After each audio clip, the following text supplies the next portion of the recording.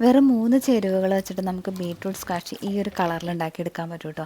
അപ്പോൾ അതിന് വേണ്ടിയിട്ട് ഞാനിവിടെ ഒരു 3 ബീറ്റ്റൂട്ട് എടുത്തിട്ടുണ്ട്.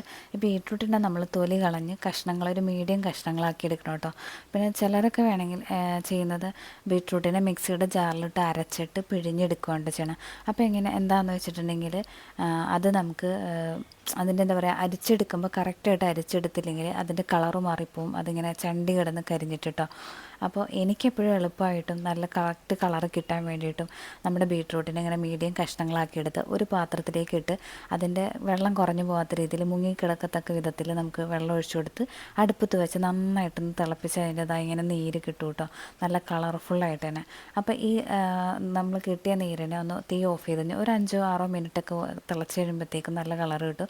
അപ്പോൾ ആ വെള്ളം ഊറ്റിയെടുത്തതിന് ശേഷം വീണ്ടും കുറച്ചുകൂടെ വെള്ളം ഒഴിച്ച് നമ്മൾ തിളപ്പിച്ചെടുക്കും കേട്ടോ. അപ്പോൾ അങ്ങനെ നമുക്കൊരു 4 പ്രാവശ്യമൊക്കെ തിളപ്പിക്കുമ്പോഴത്തേക്കും ബീട്രൂട്ടിൻ്റെ ഫുൾ കളർ നമുക്ക് കിട്ടും കേട്ടോ. അപ്പോൾ ലാസ്റ്റൊക്കെ ആകുമ്പോഴത്തേക്കും നമുക്ക് കാണുമ്പോൾ മനസ്സിലാവും കളർ നന്നായിട്ട് കുറഞ്ഞു വന്നു, ബീട്രൂട്ട് നന്നായിട്ട് വെന്തു. പിന്നെ നമ്മളിങ്ങനെ പ്രസ് ചെയ്യുന്ന സമയത്ത് നമ്മുടെ കയ്യിൽ ഒട്ടും കളറൊന്നും ആകുന്നേയില്ല കേട്ടോ. അപ്പോൾ അതിൻ്റെ അർത്ഥം നമുക്ക് കളർ ഫുള്ള് കിട്ടി എന്നുള്ളത് അതിൻ്റെ സത്ത്. പിന്നെ നമ്മൾ ഇതിലേക്ക് വേണ്ട പഞ്ചസാര അളന്നെടുക്കണം. ഞാനിവിടെ ഒരു 3.5 കപ്പ് പഞ്ചസാരയാണ് എടുത്തിട്ടുള്ളത്. അപ്പം നമ്മൾ അടുപ്പത്ത് പാൻ വെച്ച് പഞ്ചസാര ഇട്ടതിന് ശേഷം കുറച്ച് നീരൊഴിച്ചിട്ട് അതൊന്ന് ഉരുക്കിയെടുക്കണം കേട്ടോ. അതിന് ശേഷം ബാക്കിയുള്ള ബീട്രൂട്ടിൻ്റെ നീരോടെ ചേർത്തിട്ട് നമുക്ക് നന്നായിട്ട് വെട്ടി തിളപ്പിച്ച് പിന്നെ ചെറിയ തീയിലിട്ട് ഇങ്ങനെ ഒന്ന് മെൽട്ടാക്കി എടുക്കാം കേട്ടോ.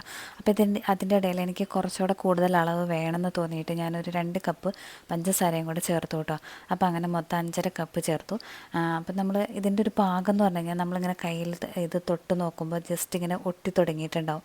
പിന്നെ ഞാനിട്ട പഞ്ചസാരയുടെ അളവ് കൂടുതലാണെന്ന് നമുക്ക് മനസ്സിലാക്കാൻ പറ്റും. ഇത് ഇവിടെ കണ്ടോ, പാട പോലെ കെട്ടി വരുന്നത്. അങ്ങനെ വന്നു കഴിഞ്ഞ് കഴിഞ്ഞാൽ പഞ്ചസാരയുടെ അളവ് കൂടുതലാണെന്നാണ്. അപ്പോൾ നമ്മൾ കുറച്ച് തിളച്ച വെള്ളം ഒഴിച്ച് ഒന്നുകൂടെ ഒന്ന് ചൂടാക്കി എടുത്താൽ മതി കേട്ടോ. പിന്നെ നമ്മൾ ഇതിലേക്ക് ആവശ്യത്തിനുള്ള ഒരു 5 നാരങ്ങ, പുളി കിട്ടാൻ വേണ്ടിയിട്ടുള്ള നാരങ്ങ നന്നായിട്ട് ചേർക്കുന്നുണ്ട്. നാരങ്ങയൊക്കെ നമ്മുടെ ഇഷ്ടത്തിന് ചേർക്കാം, ഓരോരുത്തരുടെ ഇഷ്ടത്തിന് പുളിയൊക്കെ എത്ര വേണമെന്നൊക്കെ വെച്ചിട്ട് ചേർക്കാം കേട്ടോ. അപ്പോൾ അത് നമ്മൾ തണുത്ത് കഴിഞ്ഞതിന് ശേഷമാണ് കേട്ടോ നമ്മളിത് ചേർത്ത് കൊടുക്കുന്നത്. പിന്നെ പഞ്ചസാരയുടെ അളവ് കുറഞ്ഞു പോയാൽ നമുക്ക് കുറച്ചുകൂടെ പഞ്ചസാര ഇട്ട് അങ്ങോട്ട് മെൽറ്റ് ചെയ്തൊക്കെ എടുത്താൽ മതി കേട്ടോ. അതിലൊന്നും വലിയ കാര്യമായിട്ടൊന്നും ഞാൻ നോക്കാറില്ല കേട്ടോ സത്യത്തിൽ.